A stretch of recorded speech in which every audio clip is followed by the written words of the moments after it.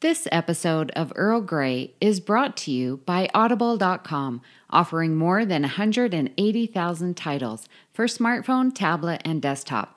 To get a free audiobook of your choice and help Trek FM at the same time, visit audibletrial.com/trekfm.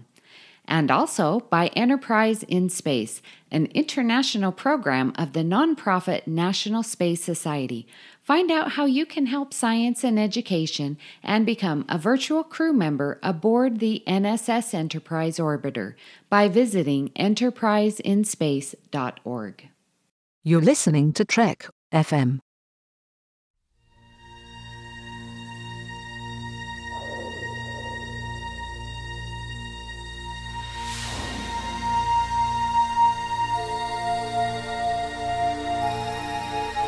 Tea Earl Grey hot.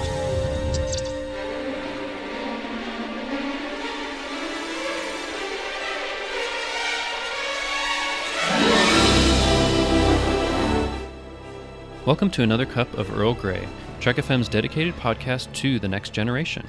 I'm your host, Justin Ozer. Join with me today are the amazing Amy Nelson and the ridiculously outstanding Richard Marquez. Amy, how are you doing today?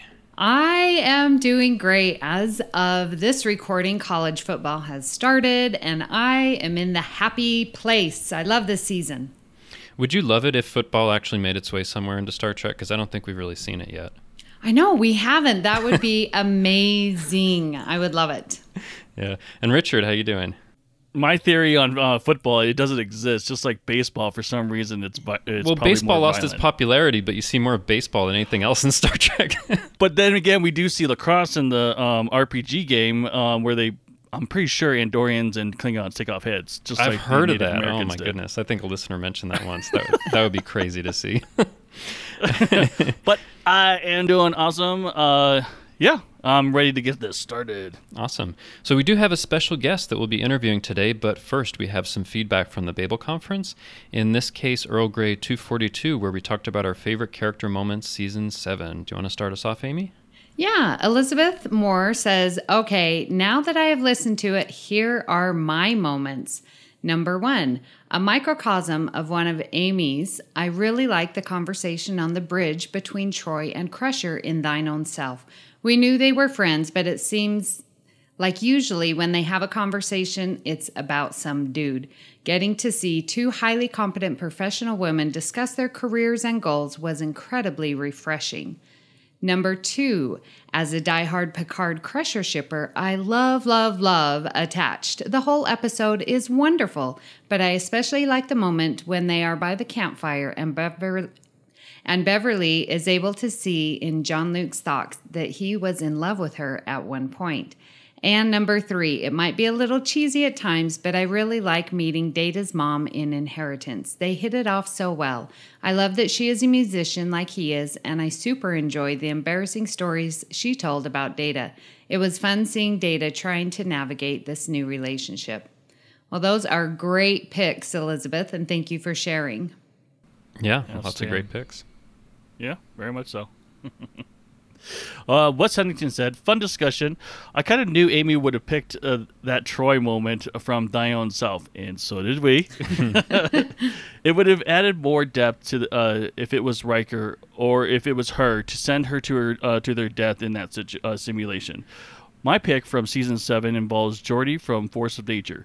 He is initially resistant to servos. I think that's how you pronounce it. Yeah, I can't remember. Theories about warp drive ripping apart subspace. But after talking with Rebel in 10 Forward, he begins to understand the nature of warp drive damage. Absolutely, and thank you for let us know your thoughts on that. Yeah. Especially Amy. Yes. Great pick. Well, Greg Malumbi says, good selections all. To add to your list, I would have said the ending scene in Phantasms. Everybody loves the cellular peptide cake scene, but I thought the last scene between Data and Troy was charming, especially considering everything they both went through in this episode. I would also say Picard's expression when he found out Ro betrayed him. No dialogue, but you just knew how Picard was feeling at that moment. The scene where Riker first boards the mercenary ship in Gambit Part 1. His shock at seeing Picard was amazing. Also, the end of Gambit where Data escorts Riker to jail. Lots of great stuff there. I mean, I think that one with Picard's expression at the end of Preemptive Strike, I think is what you're referencing, is incredible. He just looks like he's kind of broken. And I like that there's a funny moment in there where Data's escorting Riker, and Riker's like, Data, he was joking. Data? And Yeah. it just ends. It's pretty great. Pretty great. Yeah. Tim Hans adds another excellent episode from Amy, Justin, and Richard. Having recently completed my full rewatch of the entire Season 7 of TNG. Yes, Amy, TNG is still the best. I'm now into another rewatch from the beginning of Enterprise. Anyway, regarding Season 7 character moments, all the best ones seem to have got picked by the hosts and comments above. I particularly agree with Richard's choice of the Pegasus, which, along with Preemptive Strike, are my two favorite episodes from Season 7. The clash of ideals between Riker and Admiral Pressman was possibly the best Riker moment out of all 7 seasons. A Riker who was in conflict with himself over something he regrets covering up and staying silent about before joining the Enterprise. Terrific episode. Definitely, yeah. It's hard to argue with that. Those are some great moments, and it's great that there were additional ones that people had to add. I think there's lots of great moments in Season 7. I can't disagree with someone that agrees with me. So exactly, right? Yeah, and maybe the surest way to get your comment read is to agree with us. No, you don't have to. Yeah. Because sometimes you don't agree with us, you correct us, and we read it anyway. But Yes. It doesn't hurt. So thank you. So also we have an email from a listener that I wanted to read here. It's from Scott Myers in Utah, and that was also about our favorite character moment Season 7 episode. He said, great episode as always. When Amy mentioned her favorite moment in Thine Own Self, I couldn't agree more. Every time I see that B-plot of the episode, though, I am reminded of one particular man, Captain Jellicoe. Credit where credit is due. Troy is in that uniform solely because of Jellicoe, and it was a very good call to make. I'm also reminded of Riker's hypocrisy toward Jellicoe, where Jellicoe played dumb about Picard's capture, and Riker got upset about it. Jellicoe knew that if he acknowledged Picard's capture, it would give the Cardassians a legitimate reason to start a full-on war because Picard was sent into their territory covertly and on official orders.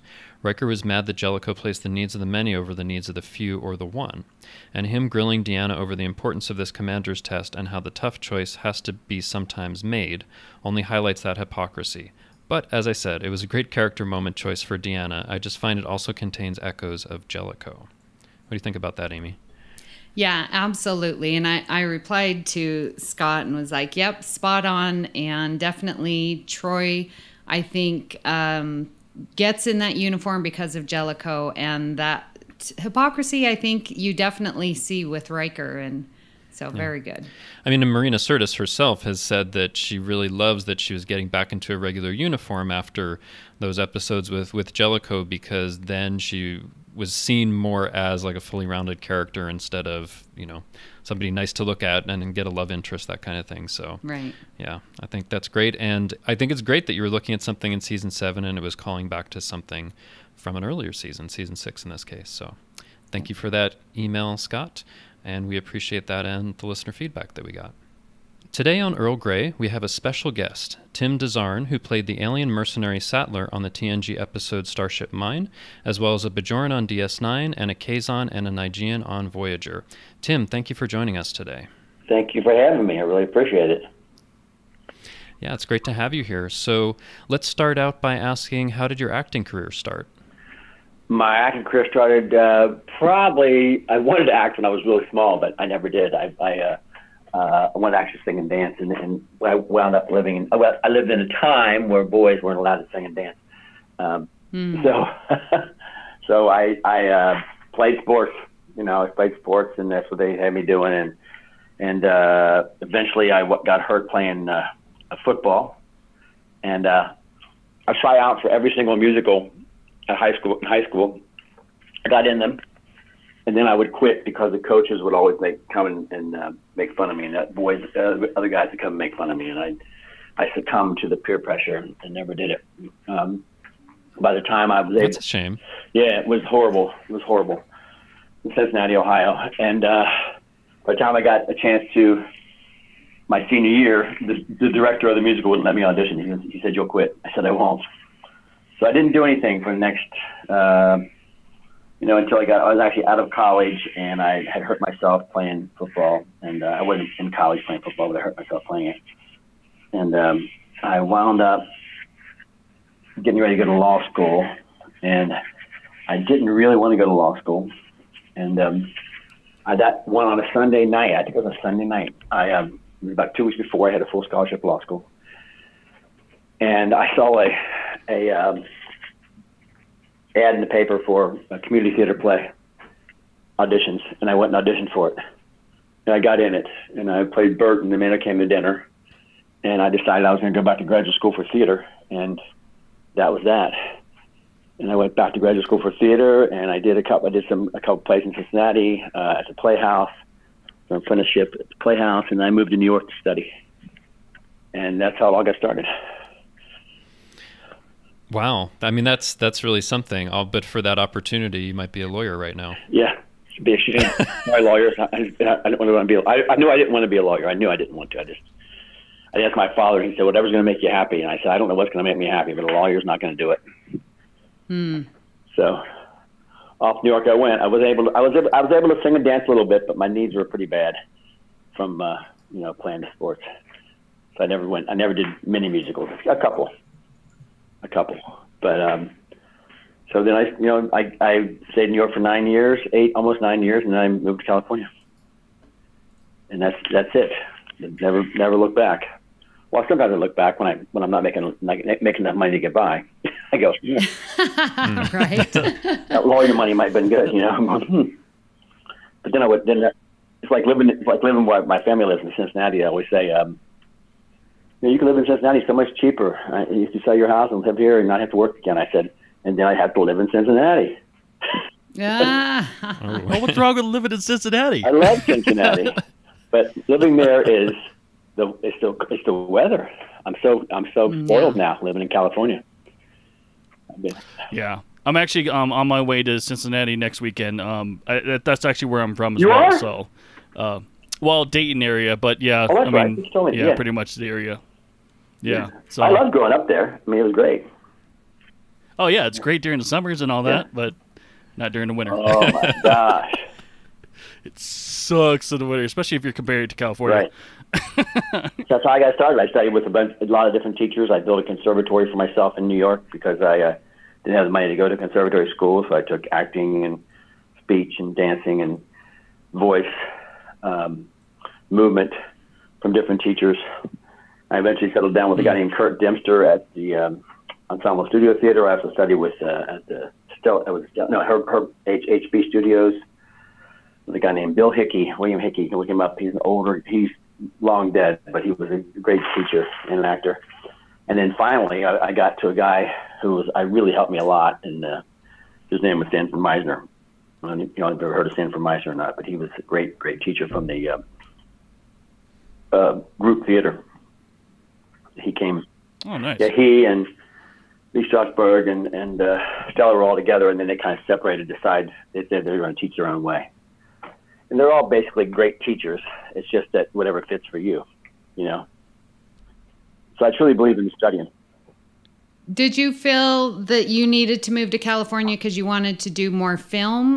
Because it seems like New York is a great place for actor and theater and stuff like that. Yeah, it was that basically. My wife at the time, my late wife, she really wanted to live in California, and we were starving. We weren't starving in New York, but we were working a couple different jobs plus acting, and it was hard to make a living. There were a couple shows there I did Spencer for Hire, which was out of Boston, but shot in Boston, the cast there. I did we did soap operas. My wife was on a soap opera for a little while, and then I did a thing called first TV show was Equalizer, and and then I worked with a director from New York when he came up to Boston to do Spencer for Hire, and he said, "You need to come to California." So my wife wanted to go, and I said, "Let's go." She said, "Let's go." I followed her.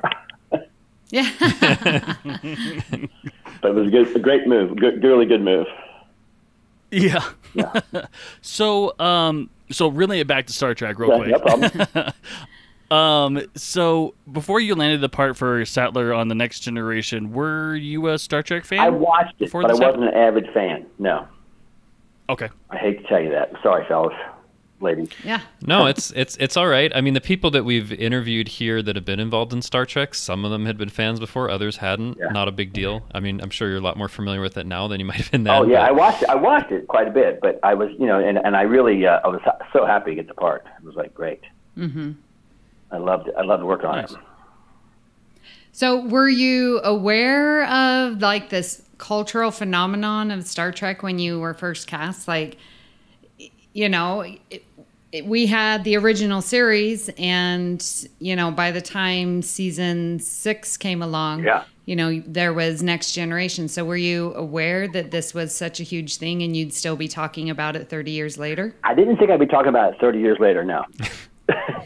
I was aware that it was a really good thing. It was a great show. And a lot of people watching it. So, and the actors are all pretty good on it too. Usually, they always hire people that. I had a hard time because I thought they were going to hire me. I auditioned a couple times because of my, my Cincinnati dialect. I could talk like that all the time. Almost like a little bit of a Southern thing, but since I took my voice and speech exercises, I can do that, and it really worked. I was very happy. Yeah. It was very Shakespearean, I feel. Mm-hmm. Yeah. So we asked some listeners that listen to our podcast if they had questions, and Tim Hans is wondering if you feel like what you feel has been the greatest strength and the everlasting appeal of Star Trek. The greatest strength and everlasting appeal. I guess I'll repeat. I think I can only repeat this from somebody. I don't know if you guys read the interview at the convention, but there was a guy that came to me probably about a year and a half ago. He is a director and a writer, and we were at a party, a little opening thing for a film I had done called Buckshot, which we'll talk about later, and. He was an big Irish guy, big gregarious Irish guy, and he came over to me and he said, "I know you. You're Tim Dazarn and Jessica." He goes, "I'm a Star Trek fan." I said, "That's great." He goes, "No, I really am. I'm like a big Star Trek fan." So he started telling me about the Star Trek stuff, and he told me, he said basically that he said, I just want to let you know, I know you think you're just like acting, getting paid, entertaining people. He says, but Star Trek changes people's lives. And I said, well, what do you mean? And he told me that when he was a kid, he started watching it. He was younger than me, and he started watching it, and that it brought him out. It taught him his morals and his lessons and how how to be, because his family life wasn't quite the way it should be. And he said, so I really want you to know that, and that's not, you're not just acting and playing around. You're changing people's lives, and and I really got like I was emotional. I said, oh my gosh, I always think about that kind of stuff. That what am I doing? Am I doing something just for myself, or is it for other people, or whatever? And people say, well, you provide entertainment, and our acting job is my job as an actor is to, I guess, to bring things to people that see and experience that they would never see and experience, and start to feel it. And that lesson thing, teaching thing was not kind of in my wheel. I didn't think about that until he told me that, and it was really important. So I think that's probably, for me, as far as I know, the best thing about Star Trek, that it was way ahead of its time as far as social and racial, political, all that was all way ahead of its time. Yeah, and I mean, I think that as I've gotten more into it and become more of a fan over the years, I've seen all kinds of stories where it has literally changed someone's life. They've gone into a career because of something they saw in Star Trek, or it even actually saved their lives. I've seen stories where people were on the verge of suicide, and either getting some encouragement from someone who is a Star Trek actor, or seeing something particular in Star Trek literally saved their life. So I think that's one of the reasons why we still want to talk about it and talk to people that were involved all these years later. Yeah, I think that's great. I think that's phenomenal. I don't know. I can't think of another series that is like that myself. Right. And I think it's long lasting. pretty unique. Yeah. Exactly.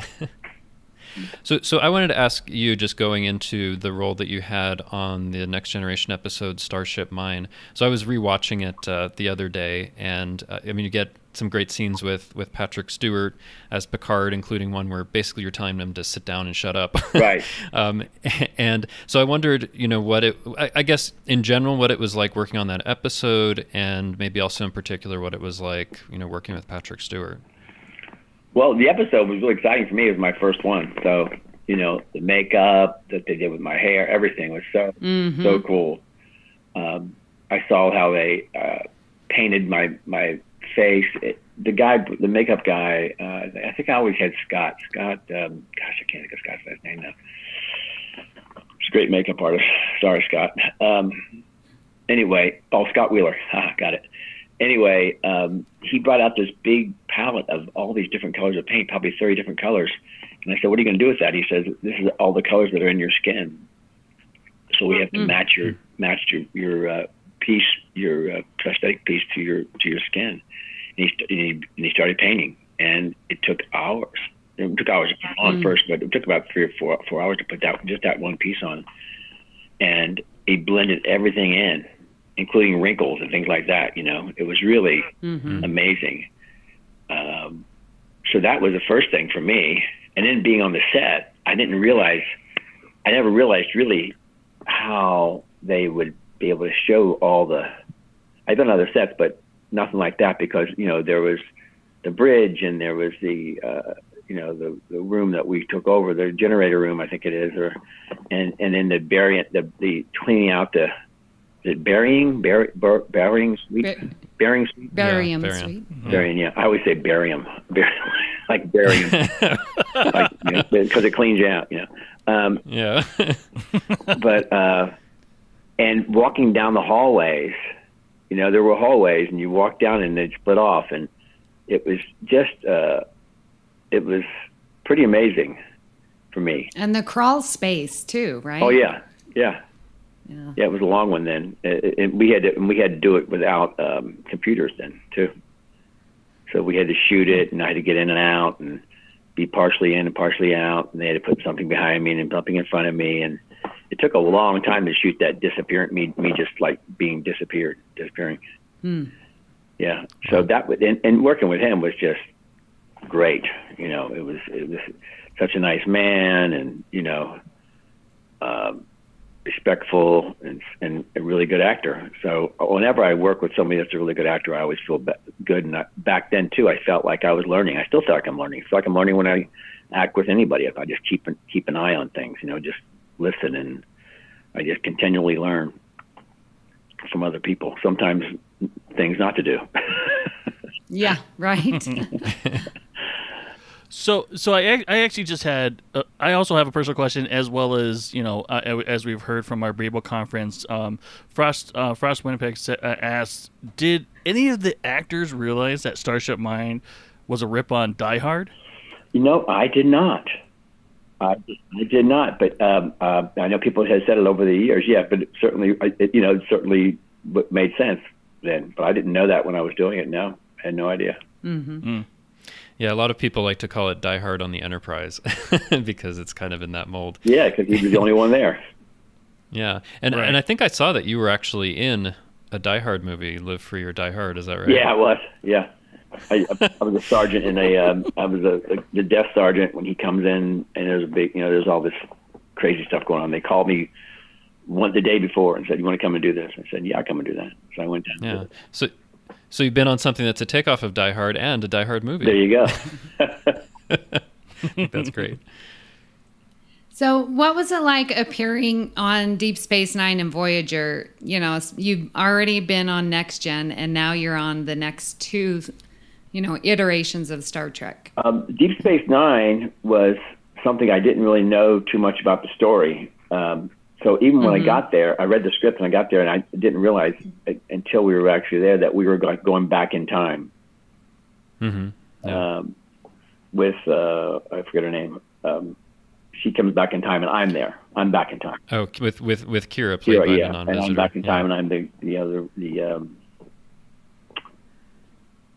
revolutionary or.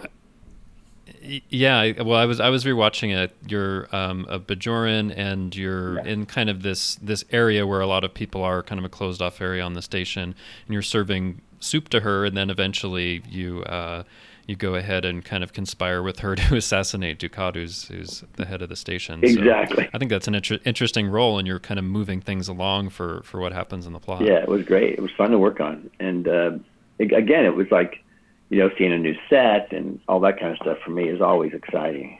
It really is. Was the makeup as extensive for that one? Being a Bajoran? No, it's just a nose. I mean, yeah, much simpler. Yeah, much simpler. I mean, nose and an earpiece. They still have to paint, a little bit. Uh-huh. Yeah, that's right. Nose and the other one. But yeah, it was pretty. It was an hour, maybe hour and a half tops, just to get everything right. They really want to make it perfect. So they stay on it. And you had your one guy that's working on you, and then for me that day, those days probably were, he probably did 2 or 3 people, but Scott, I think Scott always did me. Scott, I said his name a minute ago. Scott Wheeler. Scott Wheeler. He always. Yeah. I think he was my makeup guy. Hmm. And, Michael Westmore. They were always there when they were casting the face and things like that. Yeah, and what about your experience working on Voyager and the 2 roles that you had? Well, the first Voyager was the Kazon, the Desert Kazon. Yeah. And I had to wear about 5-inch heels, maybe 5-inch high heels. Oh wow. 5 or 6-inch platforms to be tall. The guy I worked with was tall. I think his name was Patrick. Patrick Kilpatrick. Yeah. He was very tall, and so they put me in these things I had to walk around in like Frankenstein type boots. So that was fun. That was interesting. I was very tall. I'd never been tall in my life. So I'm walking around and looking down at people. It's like, hey, this is pretty cool. I'm looking down at people. This is nice. But was it hard to walk around in those you get used to it. You get used to it. Yeah. And today they have those 2. I did the same thing with not quite as big for Chris Hemsworth when I did Cabin in the Woods, but they roll a little more. But now they've learned how to have them roll rather than be too flat. But that guy was, but my boss, the guy that played my boss, the character was so angry. He was always trying to make himself angrier and angrier and angrier. And I'm not really that. I do my own method, but I'm not really that method. And what I did was, he was a great guy, he's a funny guy, but he was always like getting really angry, and he wanted to hit something. Like, can somebody give me a hammer and something to hit something? And he would like rile himself up, and people were like, "Jesus, crammy sick." So I had fun the rest of the time with him, because what I would do is right before I got a scene, could someone get me a chainsaw? I need a chainsaw. I need to hear the sound of their chainsaw, or I need a hatchet and something to chop up now. Really. Wow. And he would laugh, and we would all laugh. But it was just, so we had fun on this set. We really did. Nice. And I especially like that he got killed and I got to take over. Yeah, you end up becoming the Kazon leader at the end of the episode. That's pretty cool. Unlike Starship Mine, where you just die. Go off away. Yeah, I thought, well, I might come back as a Kazon on Voyager, but now that makeup was really extensive. I'd had to be at least 4 or 5 hours. Wow. Crazy. Yeah, I mean, it looks extensive because it's not only like, the facial appliances and stuff, but there's all this stuff going on with the hair too. Yeah, that's a big old like a piece that they put on your head, and I guess I don't know what that bone thing coming out of their head. What is that? I don't know what that is. Are those bones coming out? Yeah, I mean, there's some elaborate stuff for this. Yeah. Certainly much more than the Bajorans. Yeah. There's just a lot of stuff going on. Yeah, and as the day went by, especially when you started to sweat it, we were out in the desert, and it would start to dig into your head. That's right, because there are those scenes toward the end where you're just kind of like looking for, trying to pursue people in the desert. Yeah, the Escaz Rocks, I think it is. Right. Yeah, we shoot the Escaz Rocks if you ever get out here. They're beautiful. They shoot a lot of stuff out there. Mm-hmm. Really, yeah, they've done a lot of Star Trek out there. So it was physically, demanding. Yeah. But it always is because you have so much makeup on. It's not as always, but and even with you start to sweat and you just have to drink water all the time, all the time. I think I probably even sweat more in the when I played the warden, Yedic. Oh, right, where he played Yedic. I wanted to talk about that because you're there kind of in different scenes, start to finish in the episode. So it seems there was a lot more involvement, and you got to do some great scenes with Kate Mulgrew too. So I'm kind of curious about that episode. I think it's called Repentance. Yeah, it is. It's Repentance. Yeah, it was much more. I think much more psychological, I guess. Is the word I want to use. That there was all this stuff was going on, that it was just that my character couldn't be really sure about. Although you do know it when you read it. So when you play a character that when you starts at one place and then ends at a different place, it's something you have to be aware of. And so that's one thing I learned. Was taught by my teacher Kurt Dempster and Sanford Meisner, is staying in the moment. It's kind of like doing a play, because you know the end of the play. You know what you did. Right. You know what you did last night. You know what end's coming, and so you have to really stay in the moment. And that was his big thing, was based on moment to moment. Stay right here. Play this note only. You're only playing this note. You're not playing any other notes with this, or you're playing these notes, or this phrase, or this stands in the music. This is all you got right here. You don't know where it's going. And so I think that was like, so that for me there, that was more like doing a play. Right. I could see that. Yeah, Yeah. It's the same thing with other characters too, but it's not, you kind of, like in Deep Space Nine, I knew what I was going to do because that's who my character was.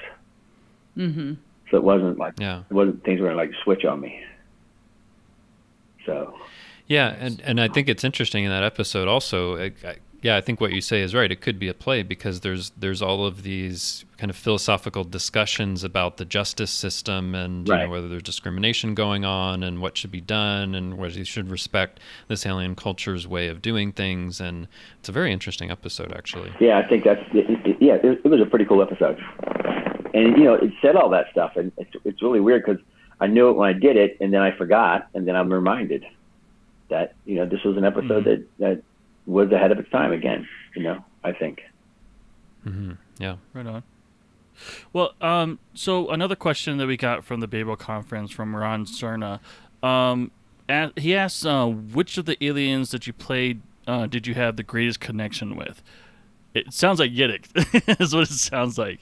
But I think so. But the thing about getting connection with the characters for me is Yedic more because a little more complicated, and a little more intricate to work on. So that's fun, and I did connect to it. But when I'm working, and this again, from studying theater and studying with acting teachers in theater, is that I have to find something I connect with in every single one. And if I don't, then it's not going to be real. And it's not just me being connected, but it's my imagination being connected. I mean, I don't believe that we have to go out and experience everything we are supposed to, represent on a screen or on stage or anything like that. Some people, like I said, do this deep thing where they have to call back. They call back this thing that happened to them. They call back that thing that happened to them. And, it's called callback, or you go back in time, you think about it. I just can't do. I don't do it that way. I learned that acting is imagination.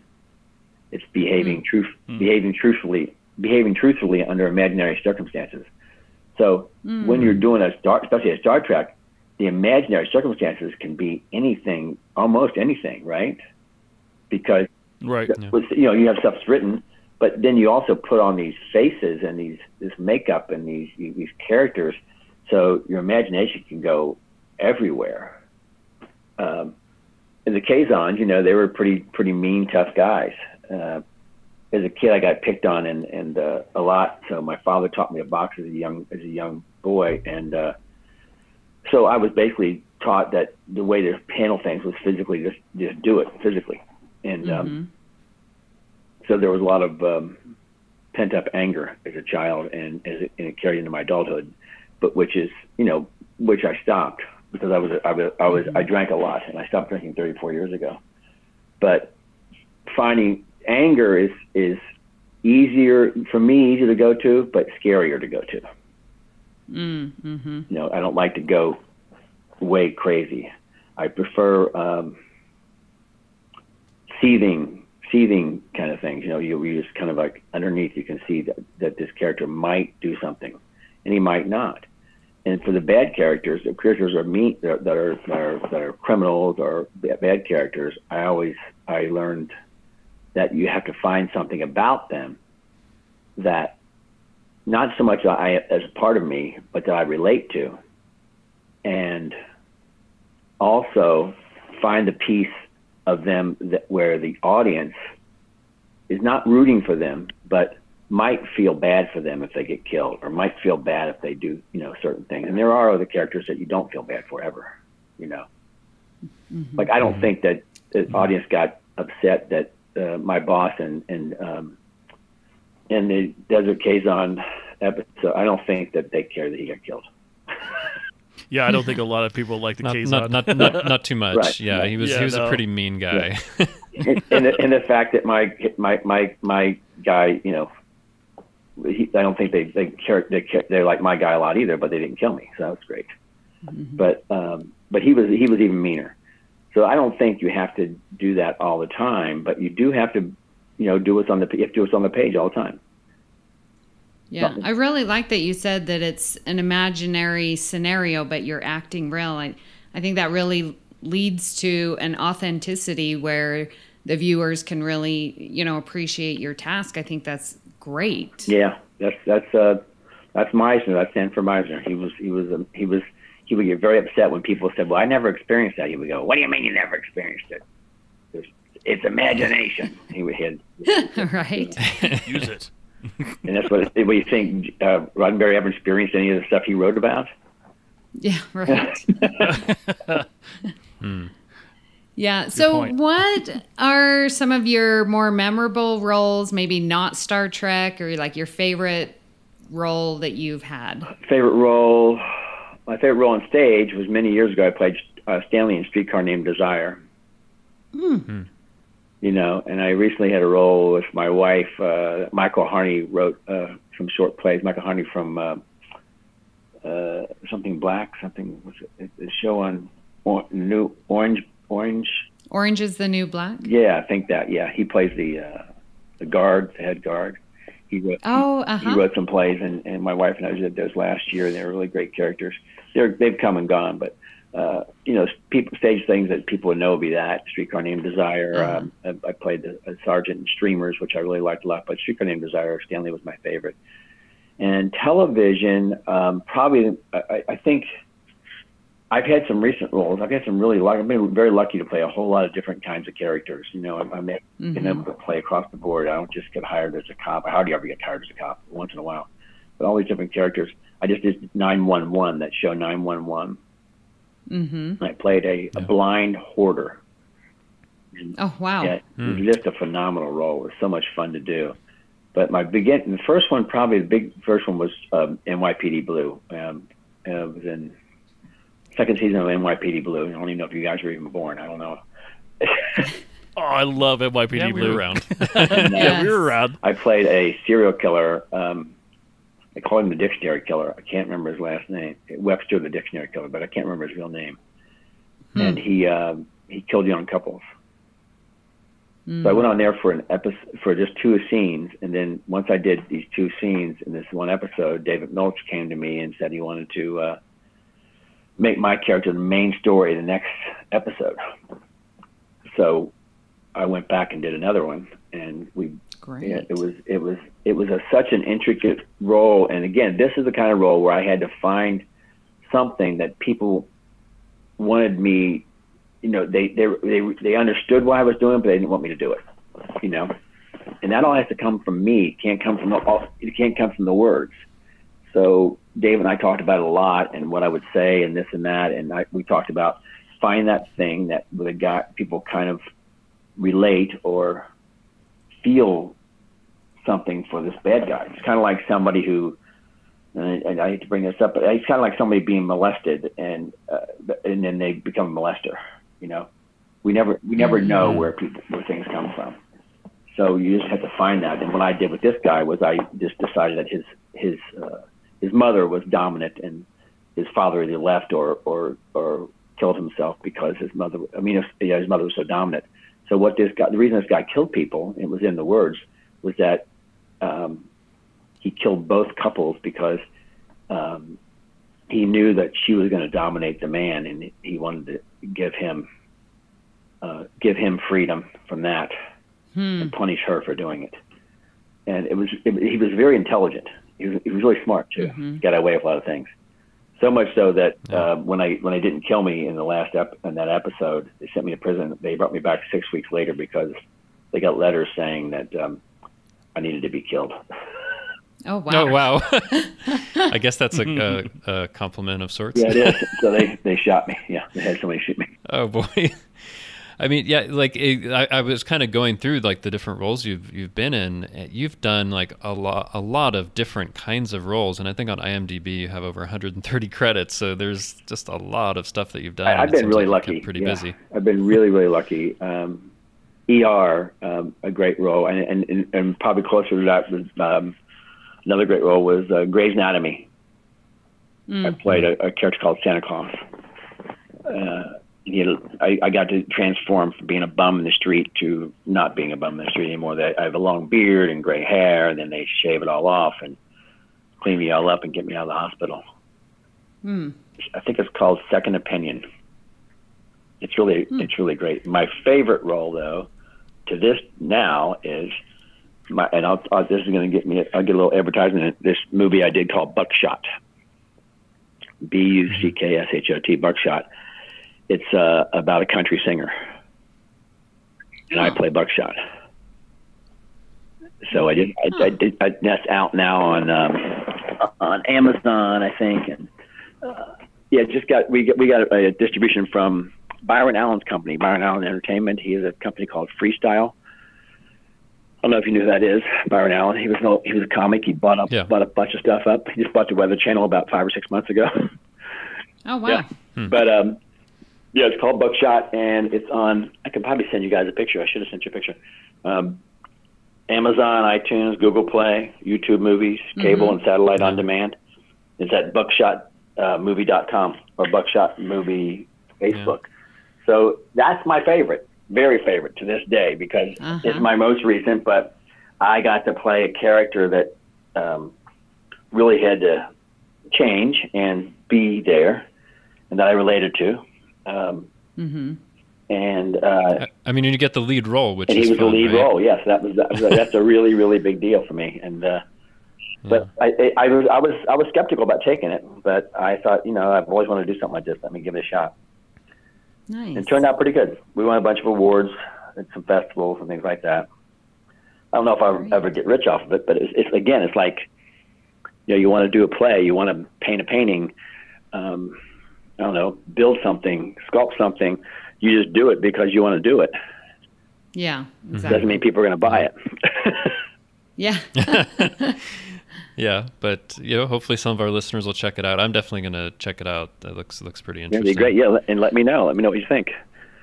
Yeah, sure. I mean, they can. I have a weird Facebook thing because I have a Facebook fan page, which I'm trying to get rid of because I don't know how to work it. But I have but I'm on Facebook. I'm on my regular name too, so that's okay. I don't mind people. That's a public thing, so it's not a big deal. Let me know on Instagram or whatever. I'd give you my phone number, but I'd feel bad if I didn't get a bunch. Yeah, I wouldn't do that on a podcast. I'd feel bad if I feel bad if I didn't get a bunch of calls. No. Right. Hey, so I recently saw you on Longmire, and listening to you do not have that accent that you do on Longmire. So, did you have to do a lot of training, or was that something that you learned in school, like how to do those different accents, especially the one in Longmire, which I loved? It's the one I learned over the years. There was a great teacher. I mean, as a kid, I started doing. I would mimic people, but not as good as like somebody like Jimmy Fallon. Jesus Christ, he's a great. He does his impressions are amazing. But I didn't do as much impressions. But I did stuff like James Cagney. I sang Broadway songs with my mom different ways. She would sing French songs to us sometimes. So I always knew little dialects as a kid and as growing up. But when I started studying, I used this guy named David Allen Stern, and he used to have back in the old day when we had the little tapes that we put in the recorder and listened to him, and so I studied it. I studied, and I had a voice teacher that also did dialects. So I just studied it, over the years. And now my ear, over the years, you pick it up. And if you talk to somebody for a while that has that dialect, if I talk to somebody that has a dialect, I can drop into it pretty easily. Just training then. Yeah, it's also about your space of your mouth, how you come through in your mouth. Like a German accent is so really kind of easy to do. You just put your tongue behind your teeth, and you'll hold the sides of your lips together, and when you pinch your lips together, and then you start talking like that, and then you let go, and then you're German. And you just gosh. Now, I was in Berlin this summer, and I couldn't say any of their words. They're very hard to say, aren't they? Yeah, their words. Yeah, we do have some listeners in Germany, so I'll have to see what they think. Well, it's perfect. I know this, so we'll see. But the Irish thing, I love the Irish thing because it has such a. It's not so much lilt as it's a pleasant sound to me, And he was a great character for Longmire to play. I auditioned for that probably 3 times to play some kind of a Western type character, which I'm perfect for usually. I never got the job, and so I got this job, and I went, I'm going to play an Irish guy on Longmire. Yeah. That's pretty cool. Yeah. So actually, Tim, so we had met about a month ago as of this recording at Star Trek Las Vegas, and I think you had mentioned that was your first Star Trek convention, so I wanted to see what your experience was like there and if you've attended other non-Star Trek conventions as well. It was pretty darn cool. I mean, I really was like, the thing is that we had to be, the thing I didn't like was I had to be there behind the thing all day, most of the day. They wanted you to stay as long as possible. I took breaks, but walking around and seeing things and meeting people. And my favorite thing, I think my favorite thing about the whole thing is that I would meet people from all over the world. They're all over the world, all over the place. They're just everywhere. Yeah. I met a guy who writes about who teaches about American culture from Japan. Got his name, Messiah. He calls himself Messiah. That's how you say it. That's how Americans say it. Because I like it. I like Messiah. And just people from everywhere, and different walks of life, and how much they knew about Star Trek, or some how much they didn't know about Star Trek. They loved it. They just loved coming there and being there, and so I felt like the atmosphere was pretty good. The one thing that I was a little bit, I guess, I don't know, not upset about, but more like surprised, is that people were afraid to approach because I think they were afraid that people were going to try to make them buy something. You got to, in other words, you can't approach a celebrity unless you're gonna buy a picture or buy an autograph or something like that. Yeah, I feel that way. Yeah, but I've had to get over that for a few of these things, just like because I think that a lot of times if someone is there, they're happy to talk to someone who wants to talk about their role or Star Trek or some other role they've seen them in. You don't have to go to the table and buy something. That's exactly right. I mean, of course, the person that's there, the actor, director, whatever, appreciates it, but also they're happy to just talk to people, right? Exactly right. Mm-hmm. I mean, and the thing is, also, you're not really, you have to charge because you're not allowed to make deals. If you start making deals, they get upset because then other people have to make deals and they're upset, and other people, not that I really care one way or the other if anybody else gets upset, but it's kind of their thing. They said, you have to do this, you have to charge this much at least, or that. And then the selfie thing is like really a a weird thing for me because when I was walking around with people go, "Can I get a selfie?" If they asked me, I did it. I don't know if we're supposed to. I don't know if we're supposed to or not, but I did it anyway. It's like I'm not going to charge anybody. It's like if I met, Harrison Ford on the street and said, "Hey, Mr. Ford, can I get a picture?" And he goes, "Well, yeah, you got $10." But yeah. So that's the thing for me. I really actually had to start. I actually started coming out behind the table, or I'd stand up at the table, and I would call people over. I go, "Come on over. You don't have to buy anything. Come over. Let's talk." And sometimes I did, sometimes I didn't. But it wasn't a sales pitch for me. Mm-hmm. Like, get to know people, find out where they're from, what do they do for a living. It's always fun for me. Yeah. Well, that is so good to hear, and I might change my mindset. Just go over and do it, because my experience has been whenever I go over and want to talk to someone, they're good with it. I mean, especially if they don't have like a huge line and they're just waiting to talk to someone. But also, I mean, I think the great thing about something like Star Trek Las Vegas is it's in the hotel, and then the convention center's in the hotel too. So actually, the first time I ran into you, Tim, was in the elevator, and I was like, "Hey, how you doing?" And then I found out you were a Star Trek actor. I'm like, "Oh, cool! I'll go and see you at your table." And that's when you told me you were from Dayton, right? From Cincinnati. Is that right? Did you tell me? That's Richard. I'm from El Paso, that's Texas. Okay. Sorry. But like that's also the great thing, because like people who are there who've been actors or whatever also staying in the hotel, so you might run into somebody in the elevator or whatever. Uh-huh. So if you're listeners, like if you see someone, just go ahead and say hi. They're used to it and they'll be happy to, right? I think so. I mean, I know people. I know when I first got in the elevator, when I first came, there were some people got in the elevator, and I could tell they were Star Trek. I mean, I think they had they had T-shirts on or something like that.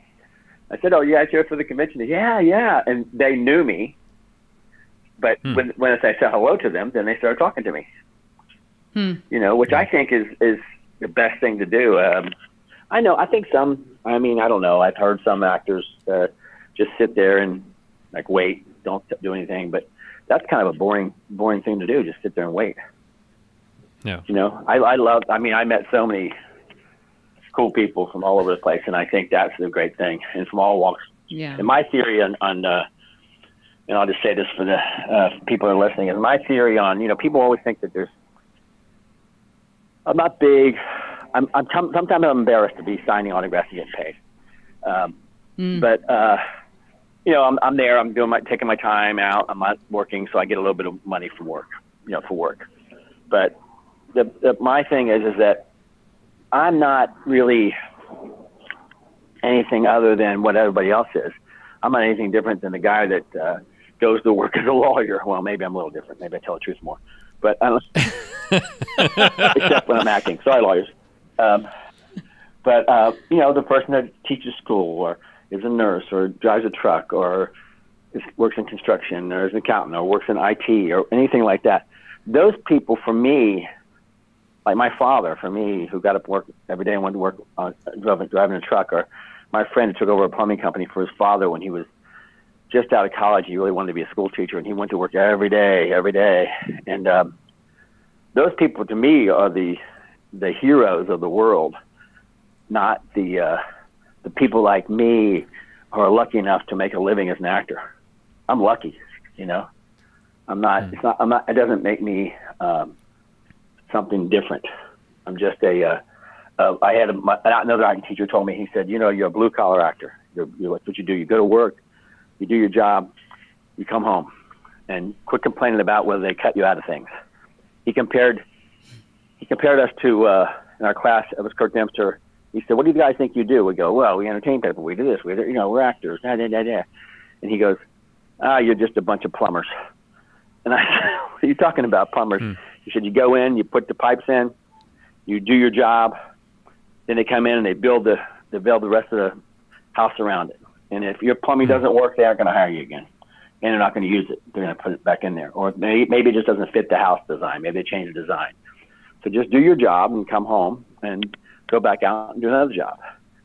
And quit worrying about it. It's a craft that you've learned, and that's what you need to go out and do." And so it's always set well with me. That's who I am. I'm a craftsman. that has been and now lucky enough to be a journeyman craftsman. I put in a lot of plumbing. In a lot of different locations, right? And the water's running. And I just wanted to say that because I really think that sometimes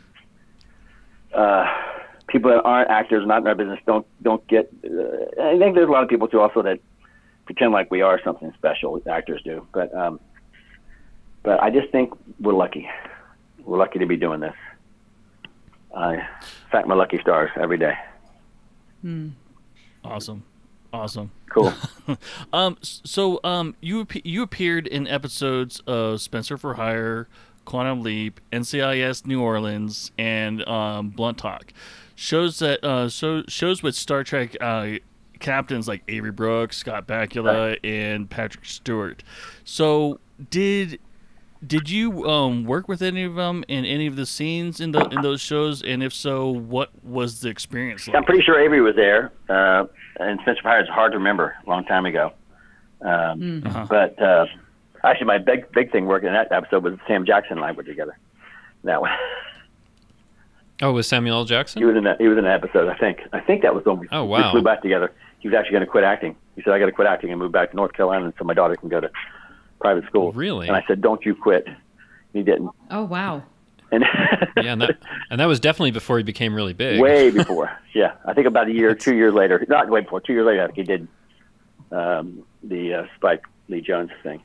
But anyway, I think Avery was there. I remember. I think we might have had a scene. Where he, maybe probably just arresting us. What was the next one? The next one was who? Scott. Who was it? Scott Bakula. Scott Bakula, because you were in an episode of Quantum. I worked with Scott on Quantum Leap, Go ahead. and he was great on that. Really nice guy. We get to know each other very well.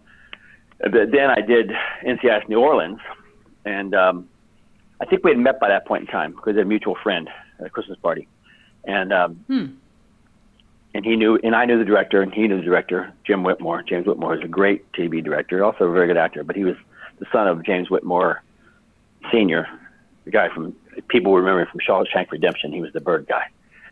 But yeah, he was the older guy that hung himself in the end. But so I ruined it for everybody.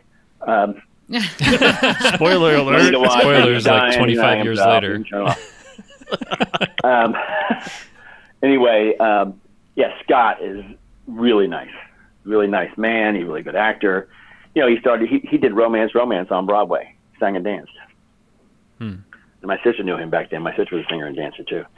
But he's a great guy. Really, really good guy. I loved working with him. Very there all the time. Very attentive and and kind. So what can I say? I've seen him outside. Our kids went to school for a minute too at L.A. School for the Arts. My daughter went for about a month, but then she decided to transfer back to her home school. But he's great. Was there somebody else? Did we say somebody else or no? Well, so you were also on an episode of Blunt Talk, which stars Patrick Stewart. Oh, yeah, that's what it is, Blunt Talk. I'm so glad you said that because I was trying to remember it, and I go, did I say this? Because I can't remember. Patrick was on that one was just funny as hell, and he said he remembered me. He probably did. But you were the guy who told me to sit down and threaten me with a weapon. It was kind of him to say they remember me, but I don't know how he would have, unless he has a photographic memory, unless he watches an episode every other day.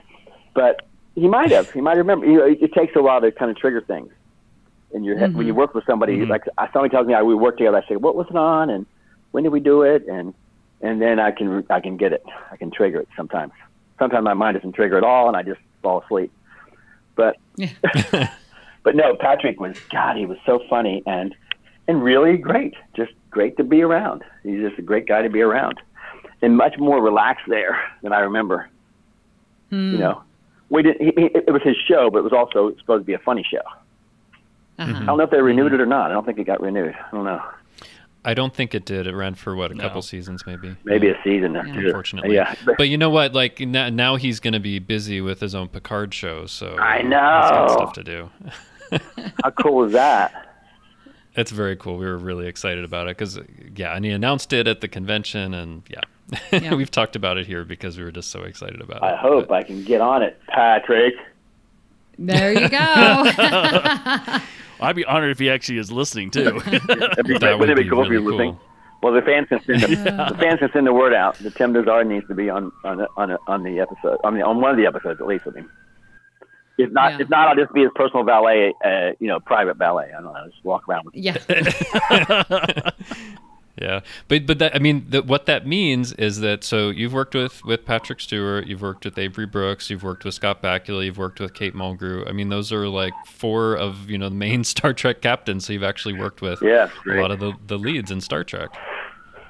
I mean, it's amazing. It's really, to me, it just is like, geez, again, pretty lucky. I mean, I consider myself a good actor, but it's also, there's a lot of good actors that don't get the opportunity too.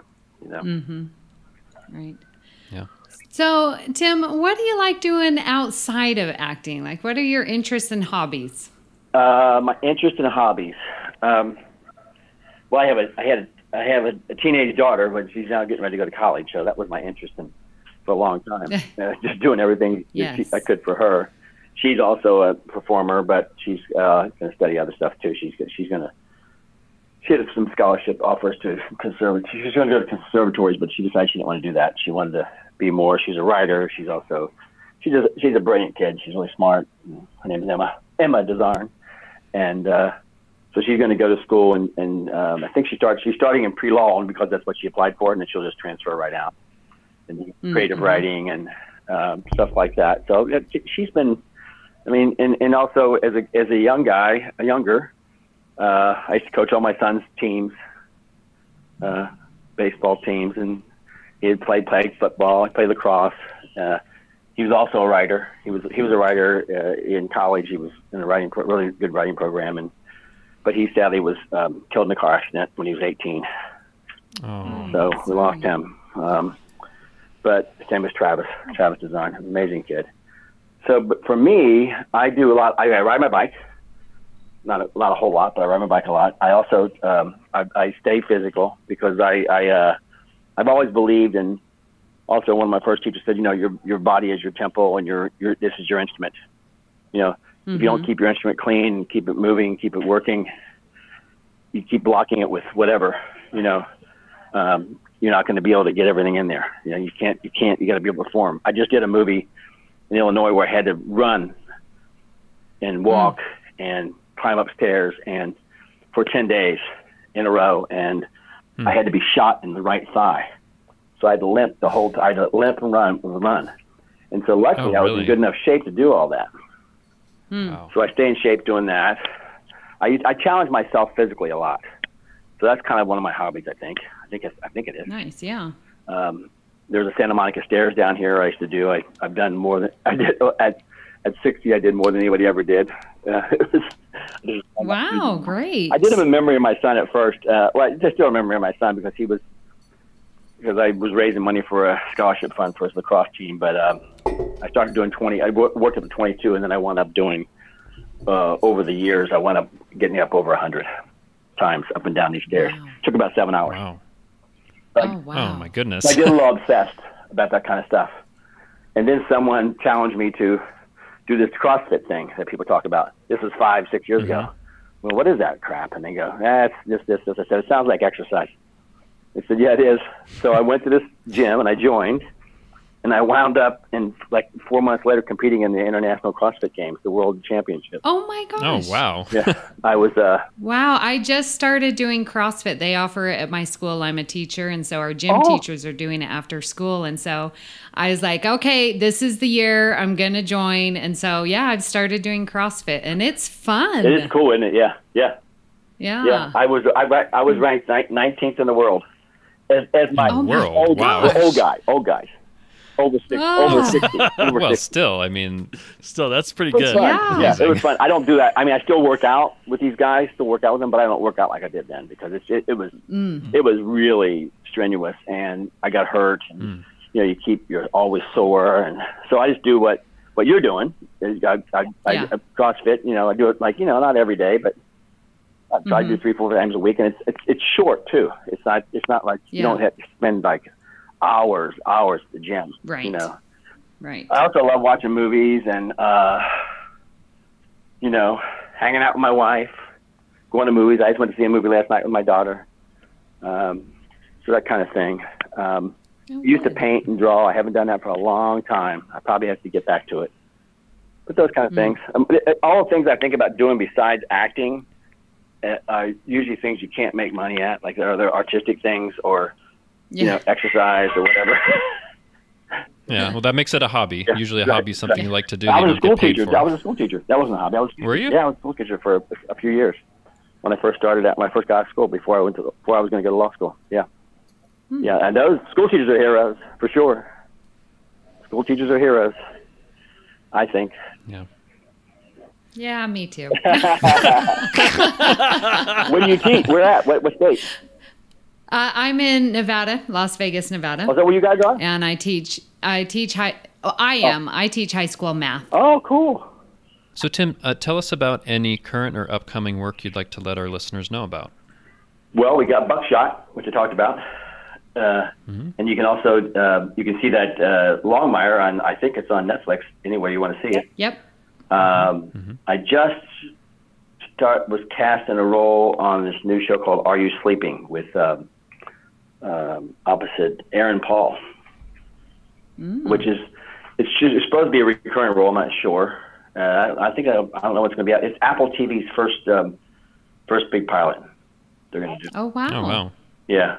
I'm also doing a day's work on Call of the Wild with Harrison Ford in October. Oh, nice. But other than that, I keep on going out and auditioning and doing this and doing that. I'm one of those guys that just keeps going out and trying to get the job. And before this year, last couple of years were a little slow, and that's when I thought about, okay, what about that lawyer stuff? But but I'm doing all right. And the funny thing is, I'll say this really quickly, is I make about a school teacher's salary basically over the years. I've averaged a school teacher's salary, but didn't have to go to work every day. Right. Which was really great for my family. To be with my family. So that's the most important thing. Yeah, exactly. Yeah, I get to do what I want to do. So that's about it. I'll probably think of 100 things when you get off the phone, but no, that's it. They can go on IMDb and see what's happening, see what's going on. Yeah. Yeah, I noticed you have a number of upcoming things that they list, even beyond the ones that you just mentioned. Oh, yeah. Was there one called Lay Low or something? Yeah, I think so. Yeah, that's when we shot in Illinois. I hope that turns out to be a movie. Awesome. we shot it. Not sure yet. We shot it so fast. It's a great concept. Sci-fi thriller, kind of a IT person taking over, like a computer taking over, an entity taking over this place. It takes over the whole place. So it's pretty cool. Sounds great. Yeah. So where can listeners find you online? They can find me on Tim DeZarn on Facebook. But go to the private page. It's not a private page. It's a public page. If you go to the fan page, there's not many posts on there. Most of my other stuff is a public page. I'm trying to work on that fan page to get it up more. So if they want to go like that, that's great. It's a fan page if you like the fan page. And then also Tim DeZarn Instagram and Tim DeZarn Twitter. My daughter hasn't taught me how to do Snapchat yet. Might get there. Yeah.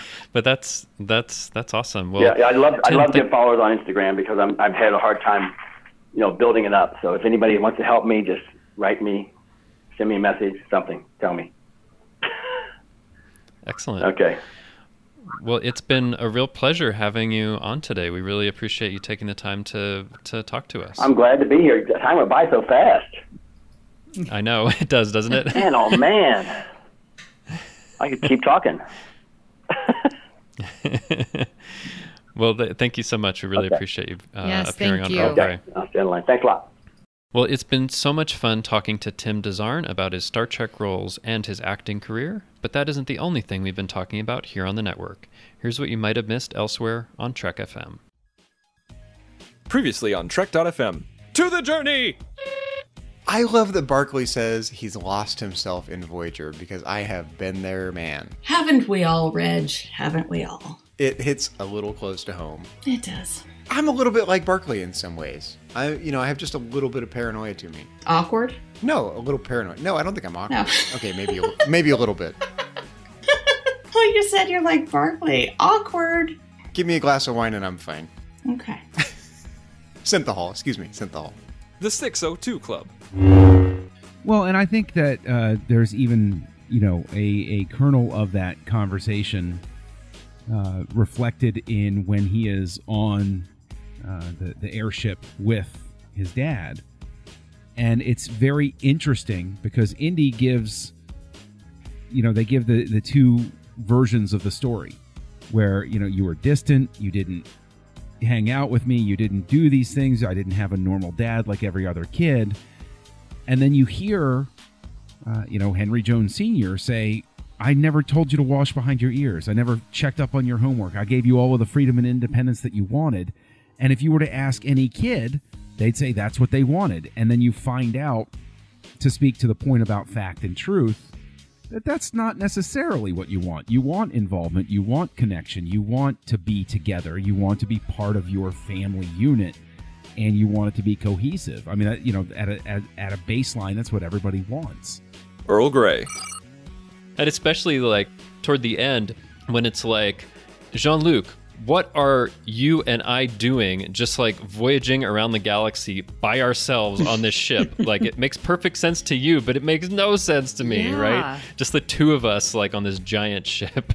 Well, like, and when wow. it was just a small skeletal crew, and she's still questioning, he's like, why do we have all of these rooms and quarters? And then Data just nonchalantly, well, we have... we need evacuation and we take diplomats around it. And like he's listing it like, well, duh, this is why we have it. And Picard's like, that'll be enough, Data. Warp 5. Well, you remember it was like when it was 42. You weren't very reasonable then, were you? No, I was not. Exactly. I was absolutely not. I was yelling at a tree in my backyard. It was not a pretty sight. Big men in heat is not a good idea. Oh, that sounds like a great band. Big men. And that's what else is happening on Trek.fm. Check out all of these shows and join the conversation about your favorite corner of the Star Trek universe and beyond. You'll find us wherever you get your podcasts. If you're an Apple user, be sure to hit the subscribe button in Apple Podcasts on iPhone, iPad, or Apple TV, or the desktop iTunes app to get the latest episodes as soon as they are published. And please leave us a star rating and written review. That helps others to find our show.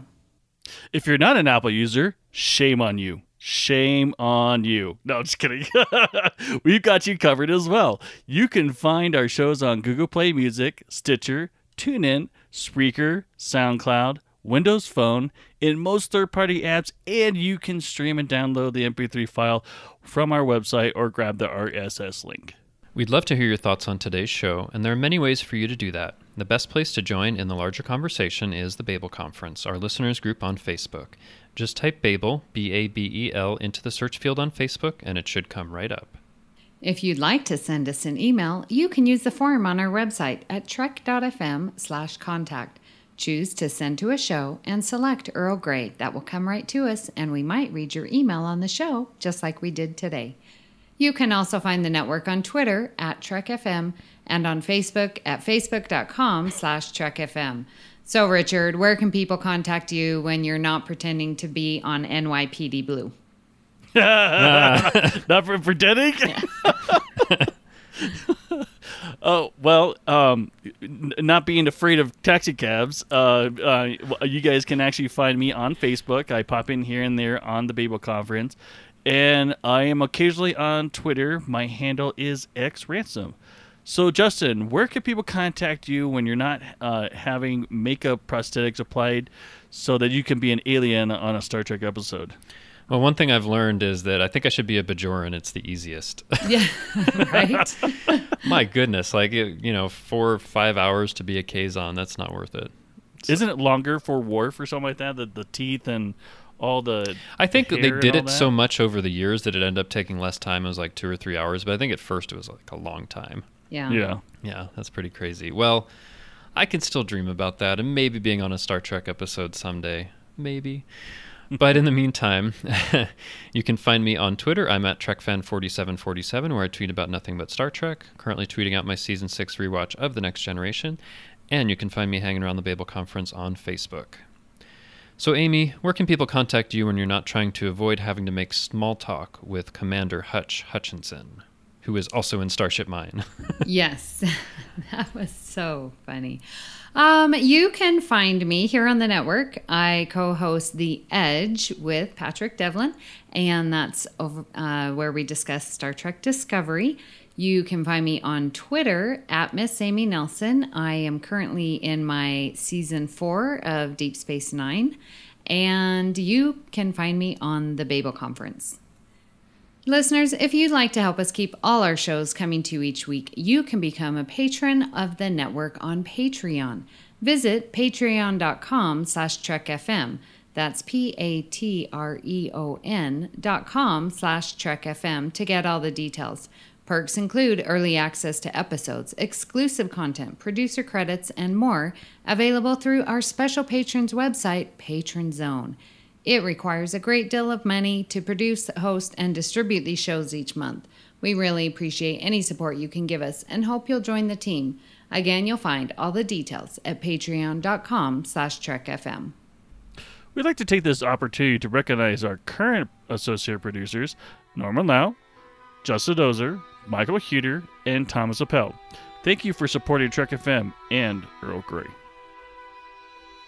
So join us next time for another cup of Earl Grey. Great joy and gratitude. Today is a good day to die! Things are only impossible until they're not.